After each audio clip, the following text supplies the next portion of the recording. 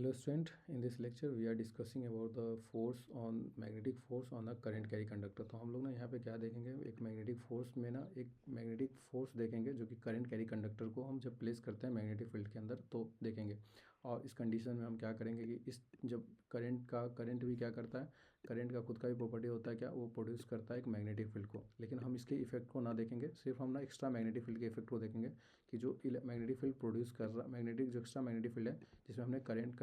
Carrying conductor को place करा है उसको देखेंगे। ठीक है, तो we extend the analysis of the force due to the magnetic field on the single moving charge straight rod. एक अपने पास में क्या है कि अगर हमारे पास कोई स्ट्रेट रॉड है, ये अपने पास ये क्या हुआ कि एक कंडक्टर है, जिस कंडक्टर्स में ना अगर इलेक्ट्रॉन्स है, तो अगर हम क्या करते हैं ना, ये इलेक्ट्रॉन्स है और ये इसके लेंथ है, ये अपने पास क्या है एल लेंथ का एक कंडक्टर है और उसके क्रॉस सेक्शन एरिया को ए ले लेते हैं, तो ये चीज़ लिखा है।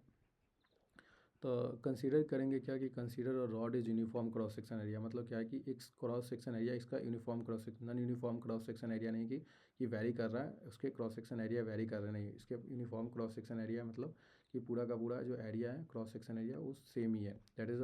ए लेंथ उसका एरिया जो है ए है और लेंथ उसका एल है। We assume one kind of mobile charge carries in the conductor that is electrons. हमें एक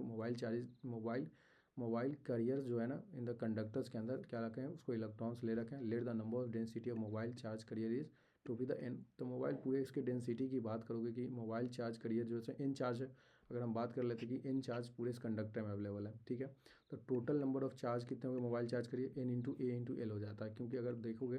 कि अगर इसमें अगर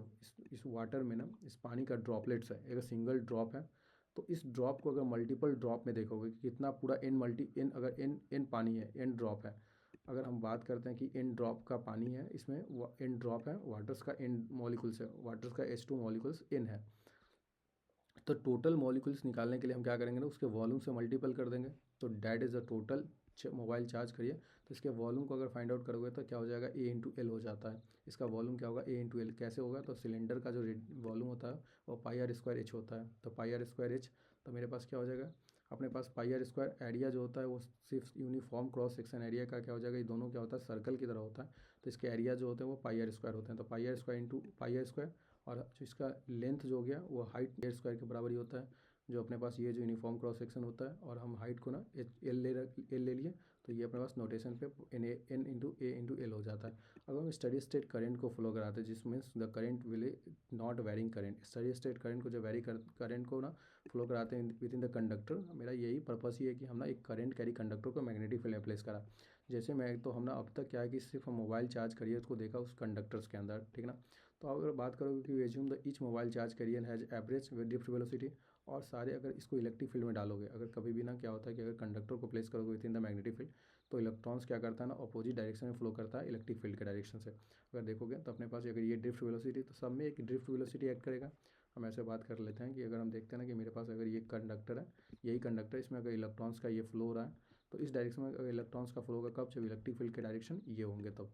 इलेक्ट्रिक फील्ड के अपोजिट डायरेक्शन में इलेक्ट्रॉन्स का फ्लो होता है, करंट हमेशा हमारे अपोजिट डायरेक्शन में इलेक्ट्रॉन्स के फ्लो के डायरेक्शन में करंट का फ्लो होता है, ठीक है। तो एवरेज ड्रिफ्ट वेलोसिटी क्या हो जाएगा, एवरेज वेलोसिटी क्या हो जाएगा, इसके एवरेज वेलोसिटी जो मेरे पास हो जाएंगे in the external magnetic field के अंदर, तो जो आएगा वो magnetic field external magnetic field, तो अपने पास जो एवरेज वेलोसिटी पहले आएंगे उसको अगर हम बोलते हैं ड्रिफ्ट वेलोसिटी के साथ मल्टीपल हो जाएगा, वह एन इंटू एल। अपने पास जो अभी इक्वेशन हमने देखा वो जो लॉरेंस फोर्स के through F is equal to Q into we into B D, तो हमारे पास चार्ज टोटल चार्ज अब क्या हो गया क्यू जो चार्ज होएगा वो N into A into L into Q, इतना चार्ज हो जाएगा पूरा टोटल चार्ज। जो उसके वेलोसिटी ना, ये जो वेलोसिटी हो जाएंगे वो वी इंटू वी डी, सारे के सारे चार्ज पे जो ऐड करेंगे वेलोसिटी और वो मैग्नेटिक फील्ड के अंदर, तो ये अपने पास ना इक्वेशन हो जाता है वी क्रॉस वी डी, ये होता है, ठीक ना। अब इसको ना हम क्या करते हैं कि इसको ना ब्रेक करके अगर हम लिखते तो मेरे पास क्या होता है F into N A L Q into we D, ये अपने पास इक्वेशन होता। इस इक्वेशन में ना हम देख सकते थे क्यू मेरे पास चार्ज हो जाता और charge of the value of the charge on the carrier on the N into Q V D, इसको हम लोग N into Q into we D को हम लोग करेंट डेंसिटी लेते हैं, जो कि क्लास ये ना जो है ना कि चैप्टर 3 में तुम देखोगे तो तुम्हारे पास ये मिल जाएगा करंट इलेक्ट्रिसिटी में ये अवेलेबल है ये कंसेप्ट, कि जो N into Q into we D जो आता है वो तुम्हारे पास करंट डेंसिटी होता है। और तब करंट डेंसिटी होगा तो करंट, अगर करंट डेंसिटी, ये मतलब क्या, करंट डेंसिटी मतलब J is equal to current density, N is equal to Q into we d, N into Q into we d होता है। तो अगर हम इसके करंट को निकालेंगे तो मेरे पास क्या होता है, करंट डेंसिटी मेरे पास होता क्या है, करंट पर यूनिट एरिया होता है, करंट पर यूनिट एरिया। तो हम अगर इस वैल्यू में ए को मल्टीपल कर देते हैं तो मेरे पास जो आ जाता है वो करंट आ जाता है। तो वही लिखा है यहाँ पे कि ना, N into Q into we D into A, that is current, ये अपने पास करंट हो जाता। तो ओवरऑल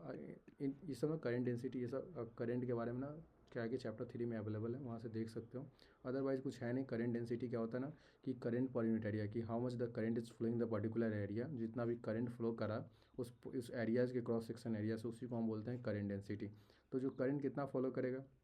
एन इंटू क्यू, जो N into Q into we D, इतना ही का इतना ही जो एन इंटू क्यू। तो अपने पास जो पूरा चार्ज डेंसिटी था इतना ही पूरा अपने पास चार्ज, टोटल मोबाइल चार्ज करिए क्या था, N into A into L था। यही था अपने पास टोटल मोबाइल चार्ज करियर। तो उस पूरे मोबाइल चार्ज करियर में हम कहते हैं कि मेरे पास क्यू टाइम्स मल्टीपल कर लेंगे उसके ना जो वैल्यू ऑफ चार्ज, ये मल्टीपल तो होंगे ना, तो वैल्यू ऑफ चार्ज मल्टीपल करा और इसके इंटू वी डी, वो वी डी हमारे पास क्या होता है, जो वी डी हमारे पास हो जाएगा जो कि कर, तो वो हमारे पास पूरा का पूरा क्या होता कि हमारे पास ना करंट डेंसिटी दे देता है, N into Q into we D. और हम जो करंट निकालते हैं तो मेरे पास करंट इंटू करंट डेंसिटी निकालते तो मेरे पास करंट उस पर्टिकुलर एरिया से मल्टीपल कर देते उसको, जो डेंसिटी था उससे, तो ये अपने पास करंट निकल के चला आता, ठीक ना। तो ये इक्वेशन को अगर देखोगे तो तुम्हारे पास क्या होता है, ये सारे टर्म्स को हम ना क्या कर लेते हैं कि I, N into Q into e into we D को हम ना आई ले लेते हैं। ये इसको करंट ले सकते हैं, जैसे करंट इसको लोगे तो अपने पास इक्वेशन बन जाएगा आई,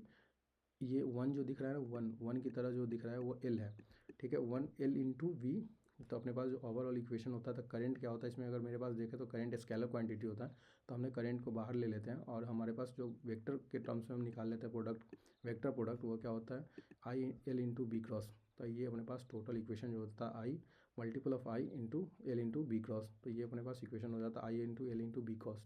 आई जो फोर्स आएगा द करंट कैरी कंडक्टर पे, वो हो जाएगा I L B sine theta. और हम इसको लिख सकते हैं, जब हमारा साइन का वैल्यू अगर हमारे पास क्या होगा ना, अगर 90 डिग्री होगा तो हमारे पास आई एल बी के बराबर आ जाएगा, ठीक ना। तो द ये अपने पास लिखा हुआ था the one is a vector magnitude of L, जो ये L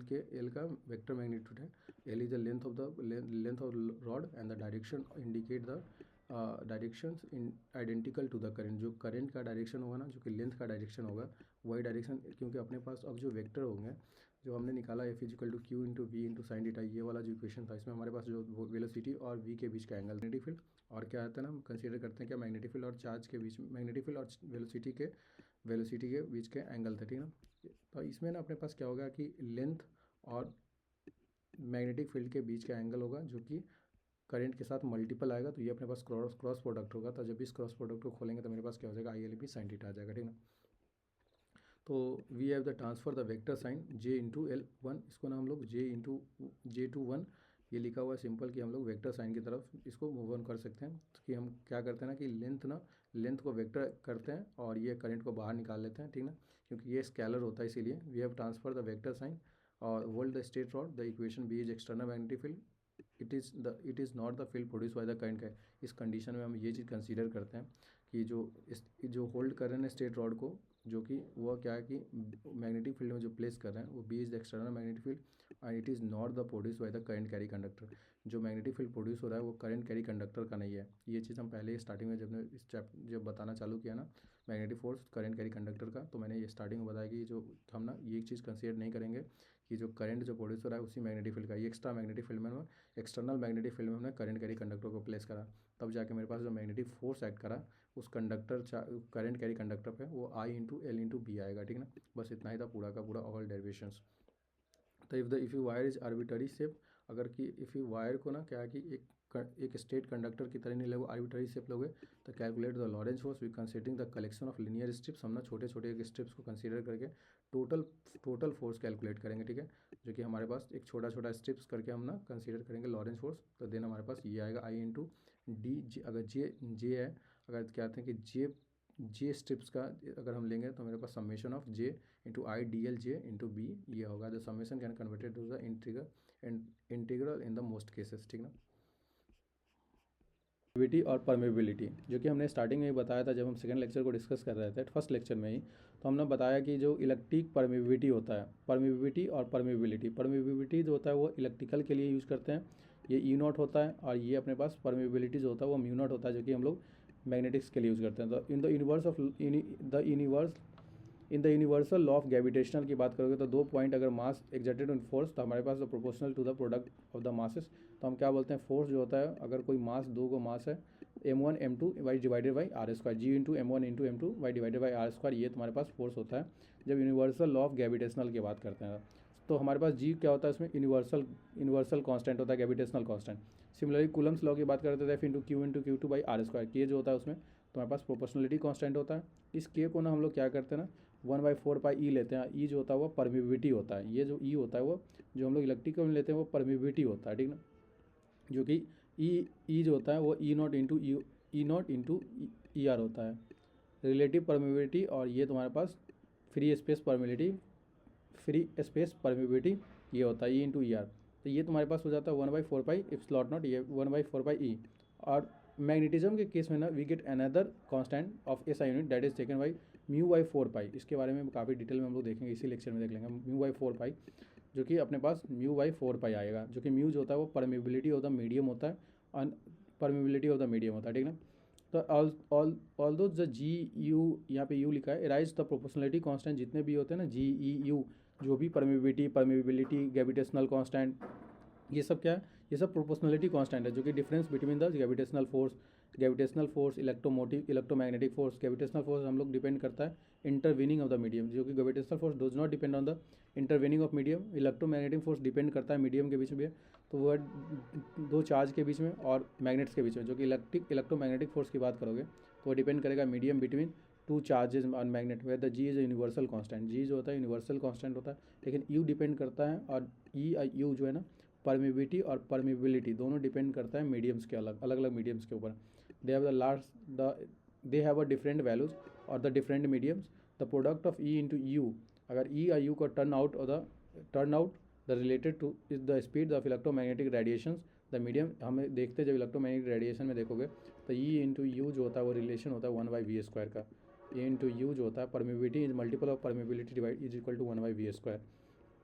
electrical permeability is a physical quantity describe how the electric field is affect in the medium. Electrical permeability जो होता है वो क्या होता है, इलेक्ट्रिकल फील्ड में ना क्या होता है, जो फिजिकल क्वांटिटी जो डिस्क्राइब करता है इलेक्ट्रिक फील्ड में क्या इफेक्ट होता है, effect by the mediums. The electric field affect by the medium determine the ability of material polarize and response the applied field thereby cancel और द पार्शियली और the field inside the material. Similarly अपने पास ना magnetic permeability जो होता है वो ability होता है सब्सटेंस का कि कितना मैग्नेटाइजेशन हो रहा है, क्या मैग्नेटाइजेशन हो रहा है, म्यूड ability the substance acquire the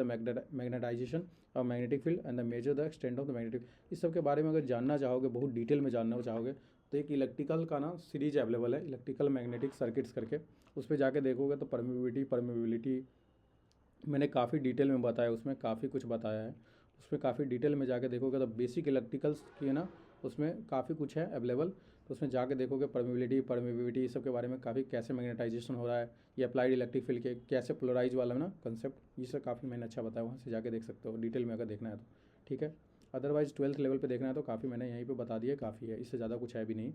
कि सिंपल है, एक प्रोपोर्शनलिटी कांस्टेंट होता है अगर ओवरऑल बात करोगे तो, और इलेक्ट्रिक ये ना जी जो होता है सारी जगह यूनिवर्सल कांस्टेंट है, ई या यू जो होता है वो इलेक्ट्रिकल मीडियम्स में डिपेंड करता है। ई जो होता है इलेक्ट्रिक स्टार्टिंग में बोला कि ई जो होता है परमिबिलिटी की बात करता है, म्यू जो होता है परमिबिलिटी की बात करता है। तो ये जो म्यू होता है कि सब्सटेंस कितना एक्वायर करता है मैग्नेटाइजेशन अगर मैग्नेटिक फील्ड में डालते हैं तो उसकी एबिलिटी को बोलते हैं हम यू बोलते हैं, दैट इज़ मैग्नेटिक परमिबिलिटी। और यू जो ई जो होता है वो इलेक्ट्रिकल परमिबिलिटी होता है कि अप्लाइड इलेक्ट्रिक फील्ड में उसका रिस्पॉन्स क्या है, मटेरियल कितना पोलराइज हो रहा है और क्या कर रहा है, कैंसिल कर रहा है, दैट इज़ द, अगर ये अपने पास इलेक्ट्रिकल परमिबिलिटी होता है, ठीक ना।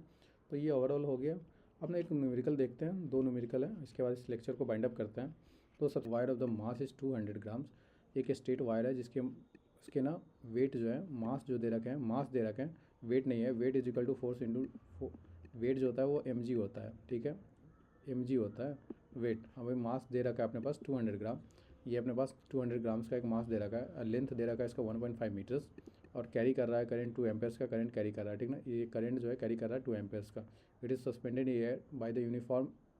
Horizontal magnetic field. अगर मैग्नेटिक फील्ड को हम हॉरिजेंटल मैग्नेटिक फील्ड अगर हम ले लेते हैं ना कि मैग्नेटिक फील्ड क्रॉस है, ठीक है ना। अगर horizontal magnetic field, cross magnetic field अगर हम ले लेते हैं यहाँ पे इनटू द पेपर ले लेते हैं, ठीक ना। तो that is the magnitude of the uniform magnetic field. What is the magnitude and the magnetic field. तो अपने पास ना मैग्नीट्यूड ऑफ मैग्नेटिक फील्ड निकाल, बी का वैल्यू पूछा है, द बी का वैल्यू पूछ रहा है ना, ठीक है।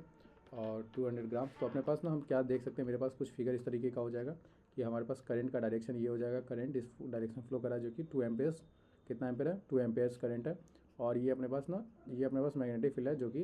क्या इस हॉरिजेंटल डायरेक्शन में, ठीक ना। ये अपने पास हॉरिजेंटल डायरेक्शन में मैग्नेटिक फील्ड है, ठीक है। क्रॉस प्रोडक्ट है, तो अपने पास ये लेंथ एल है। तो हमारे पास ना अगर हम इस बॉडी का मास कैलकुलेट करेंगे, कभी भी हम क्या करते हैं ना, अगर कोई भी बॉडी है तो उसका अगर वेट होता है, वेट क्या होता है, mg होता है। तो ये अपने पास डाउनवर्ड वेट एक्ट करेगा mg। और अगर हम इसके फोर्स को कैलकुलेट करेंगे, इस पर लगता हुआ फोर्स ना, तो मेरे पास क्या होता है ना, फोर्स जो है कैलकुलेट होता है, अगर हम देखते हैं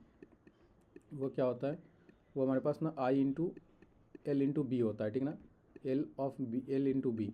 एल इंटू बी ये होता है, एल इंटू बी, ठीक है। ये होता है अपने पास,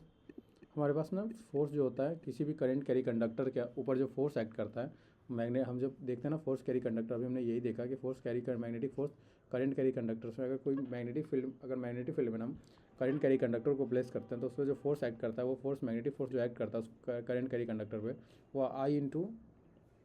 cross product of L into B होता है। तो एल इंटू बी अपने पास क्या हो जाएगा, एल इंटू बी। अगर मेरे पास ना हम यहाँ पे क्या कर रहे हैं कि दोनों के बीच में ना एंगल जो है सो क्या है, एंगल जो है सो 90 डिग्री का है। एंगल अगर 90 डिग्री का होगा तो अपने पास जो होगा वो I into L into B हो जाएगा, आई इंटू एल इंटू बी हो जाएगा, ठीक ना। थीटा का एंगल हम 90 डिग्री ले लेंगे क्योंकि इसको ब्रेक करेंगे तो I L into B sine theta आ जाता, I L into B sine theta आ जाता। और हम ना कभी क्रॉस प्रोडक्ट को ब्रेक करोगे ना तो साइन थीटा आएगा, और डॉट प्रोडक्ट को ब्रेक करोगे तो कॉस थीटा आता है, ठीक ना।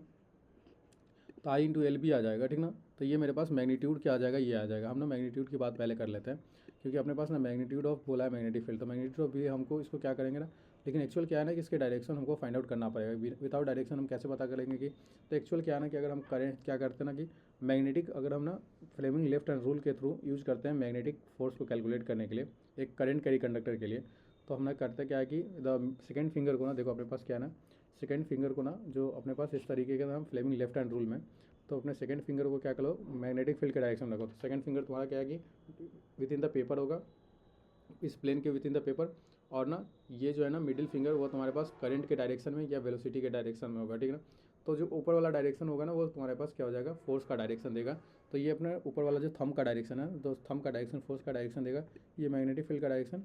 इसको या वो वेलोसिटी या करंट के डायरेक्शन में हम रखते हैं। तो वेलोसिटी अभी मेरे पास क्या है, करंट है, तो मैंने करंट का डायरेक्शन रखा, तो ऊपर जो हमारे पास डायरेक्शन है तो वो इस डायरेक्शन में दे देगा मेरे पास फोर्स, मैग्नेटिक फोर्स। तो अपने पास मैग्नेटिक फोर्स जो है ना वो क्या आ गया, इस बॉडी के ना वेट जो होंगे उस फोर्स से बैलेंस करेगा, ठीक ना, उससे बैलेंस करेगा उसको, तभी जाके ये क्या कर सकता है, ये हिंजिंग आउट हो सकता है। ये इस ना एटमॉस्फेयर में, या बोल दे तो हम इसमें ना लटका हुआ रह सकता है, ठीक ना, सस्पेंडेड हो सकता है, इसको सस्पेंडेड लटका हुआ है, सस्पेंडेड। तो जो अपवर्ड फोर्स जो होगा वो एफ जो फोर्स एक्ट करा, एफ है मैग्नेटिक फोर्स, वह ये एक्ट किया जो आई एल बी के, और जो mid air suspension we must be balance, अगर तो बैलेंस होने के लिए अपने पास क्या M G is equal to I L B के बराबर होना चाहिए। तो बी यहाँ से निकाल लेंगे, बी जो हमारे पास क्या चाहिए, मैग्नेटिक फील्ड चाहिए था, मैग्नीट्यूड ऑफ मैग्नेटिक फील्ड। देखो B of calculate the magnitude of magnetic field, तो तुम्हारे पास क्या हो जाएगा, एम जी, एम वैल्यू दे रखा था 0, क्या मैग्नीट्यूड का वैल्यू क्या दे रखा था 200 ग्राम, इसको केजी में ले जाओगे तो 2000 से divide 200 divided by 1000, that is divided by 1000, तब जाके ये केजी में आ जाएगा। तो 1000 जीरो से डबल जीरो कैंसिल हो जाएगा, 2/10 हो जाएगा, 0.2 आ जाएगा। हम ग्रेविटी अगर गिवन होता ना तो ले लेते, अगर नहीं 10 दिया होता, अगर कुछ भी गिवन नहीं है तो हम जी का वैल्यू 9.8 ले लेते हैं। इसको बोलते हैं एक्सेलरेशन ऑफ ग्रेविटी, जो कि डाउनवर्ड फोर्स एक्ट कर रहा है,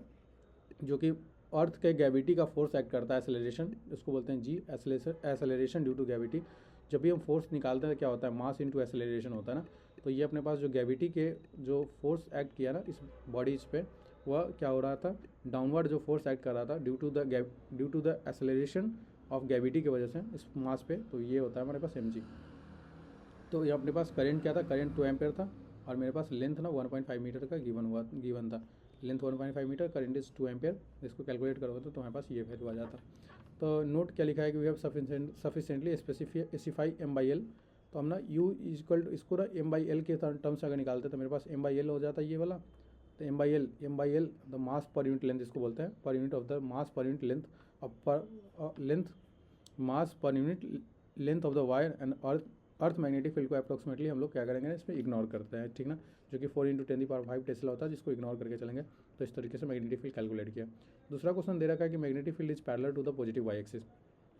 फिर से मैंने positive parallel to the Y axis, मतलब हमारे पास क्या है ना, क्रॉस प्रोडक्ट हम ले लेते हैं, इसको ना इनसाइड द पेपर कर लेते हैं मैग्नेटिक फील्ड को। The charge carry moving along the positive Y axis, ये अपना चार्ज कैरी है, जो कि देखो ये चार्ज, ये अपने पास वेलोसिटी है, वेलोसिटी एक्स एक्सिस के डायरेक्शन में, और अपने पास ना लॉरेंस फोर्स पूछा है इलेक्ट्रॉन्स पे और पॉजिटिव चार्ज पे, मतलब नेगेटिवली चार्ज और पॉजिटिव चार्ज पे। तो हमारे पास जो लॉरेंस फोर्स होता है वो लॉरेंस फोर्स क्या होता है, F × Q × V sine theta, ये होता है। जब भी हम क्रॉस प्रोडक्ट को ब्रेक करते हैं साइन थीटा आता है, F = Q × V, तो ये हो गया अपने पास। अब हम इसको ना क्या करेंगे कि हमारे पास साइन थीटा ये क्या है कि हम तीनों के तीनों म्यूचुअली परपेंडिकुलर ही है, हमारे पास जो भी म्यूचुअली परपेंडिकुलर ही आएंगे, क्योंकि यहाँ पे अगर एंगल डिसाइड नहीं दे रखा तो इसका मतलब है कि म्यूचुअली परपेंडिकुलर ही है। तो साइन 90 Q × V हो जाएगा। हमसे पूछा है कि तो V इज पार्टिकल जो moving along the X axis and B is magnetic field in the Y axis. तो V × V कि तुम्हारे पास जो भी इसका निकालोगे तो जेड एक्सिस में, अगर तुम्हारे पास ये होता है ना I × J मल्टीपल हुआ तो ये क्या आ जाएगा, K आ जाएगा। ये जो हम बोलते हैं ना कि साइक्लिक प्रॉपर्टीज़ के थ्रू कि I × J K, I फिर J अगर आया तो K, ये साइक्लिक वे में ये K, अगर K मल्टीपल ऑफ I तो J आता है, तो ये अपने पास जेड एक्सिस में आएगा। तो हम ना इसको ना बाई अलॉन्ग हम इससे भी निकाल सकते हैं बाई द स्क्रू और द राइट थंब रूल, जो कि हमने स्टार्टिंग में जब हम बता रहे थे ना मैग्नेटिक फील्ड और द लॉरेंस फोर्स कैलकुलेट, तो ये अपने पास हमने बताया क्या है कि पॉजिटिव चार्ज है, अगर किसी भी इसके मैग्नेटिक फील्ड में ना, इसके मैग्नेटिक फील्ड बी की तरफ मैग्नेटिक फील्ड है, तो देखो क्या करना है कि अपने पास ना क्या करना है, direction of the magnetic field के डायरेक्शन में अगर हम अगर ना कर्ल को क्या करते हैं ना, इस कर्ल को ना डायरेक्शन ऑफ मैग्नेटिक फील्ड में डालते हैं। तो अगर कर्ल को डायरेक्शन ऑफ मैग्नेटिक फील्ड में डालोगे by the right and thumb rule, तो क्या आता है कि हम ना कहते हैं कि ये जो मैग्नेटिक फील्ड है क्या है कि आउटवर्ड द पेपर है, मतलब हम ऐसा बोलते हैं कि इट आउटवर्ड द पेपर, हम ना मैग्नेटिक फील्ड हमारा आउटवर्ड द पेपर है, तो फोर्स क्या है ऊपर की तरफ है, ये मैग्नेटिक फील्ड ना आउटवर्ड द पेपर है, ठीक है। क्यों आउटवर्ड द पेपर है, क्योंकि अगर ये जो कर्ल होता है ना, तो 4 फिंगर जो होता है वो मैग्नेटिक फील्ड के डायरेक्शन को दिखाता है। अगर इनसाइड द पेपर होता है तो मैग्नेटिक फील्ड हमारे पास ना डाउनवर्ड होता है, तो करंट का डायरेक्शन ना, फोर्स का डायरेक्शन नीचे की तरफ होता है। तो इस डायरेक्शन के थ्रू भी हम कैलकुलेट कर सकते हैं। राइट एंड थंब रूल इसी को बोलते हैं, इसी को स्क्रू रूल बोलते हैं, इसी को ना स्क्रू रूल बोलते हैं। इसी को कोई एक चीज़ और इसमें मेंशन कर रखा है इस बुक में, screw rule, right hand rule इसी को बोलते हैं लोग। मैं तो इसको राइट एंड थंब रूल बोलता हूँ, ठीक है। तो राइट एंड थंब रूल बोलो, कुछ भी बोलो, सब सही है। तो तुम्हारे पास क्या हो जाएगा, अगर तुम डायरेक्शन रखोगे ना चार्ज का, देखो वेलोसिटी की डायरेक्शन रखो, मैग्नेटिक फील्ड इनसाइड है, तो इनसाइड है मैग्नेटिक फील्ड, ये मैग्नेटिक फील्ड तुम्हारे पास इनसाइड है, 4 फिंगर को मैग्नेटिक फील्ड के डायरेक्शन में रखो और कर्ल करो, तो ये तुम्हारे पास क्या हुआ, इनसाइड द पेपर, तो थंब का डायरेक्शन के ऊपर, करंट का डायरेक्शन ऊपर की तरफ हो गया, ठीक है। करंट का डायरेक्शन ऊपर की तरफ, अगर तुम ना ये तुम्हारे पास ना, तो पॉजिटिव जेड एक्सिस की तरफ, ये तुम्हारे पास ना प्रोटॉन्स जो पॉजिटिव एक्सिस है, क्योंकि यहाँ पे जो हम लोग क्यू लेंगे ना वो पॉजिटिव वैल्यू के लिए लेते हैं, तो मेरे पास ये जेड एक्सिस की तरफ जाएगा, एक माइनस जेड एक्सिस की तरफ, तो इलेक्ट्रॉन्स का वैल्यू ना, जो इलेक्ट्रॉन्स का डायरेक्शन हो जाएगा वो माइनस जेड एक्सिस की तरफ, और पॉजिटिव चार्ज का प्रोटॉन्स का पॉजिटिव एक्सिस की तरफ, ठीक है। तो आज के लिए लेक्चर में हम लोग इतना ही रखते हैं। नेक्स्ट लेक्चर में हम लोग ना मोशन ऑफ मैग्नेटिक फील्ड देख लेंगे, ठीक ना। मोशन ऑफ मैग्नेटिक फील्ड को काफ़ी अच्छे से देखेंगे।